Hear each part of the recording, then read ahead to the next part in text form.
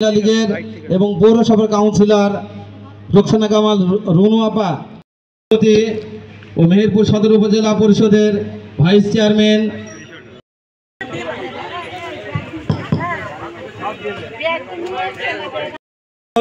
বাংলাদেশ ছাত্রলীগ মেহেরপুর জেলা শাখার পক্ষ থেকে সংগ্রামী শুভেচ্ছা।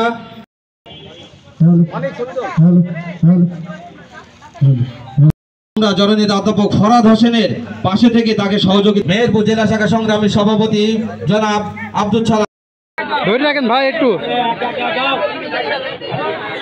আচ্ছা এবার আমরা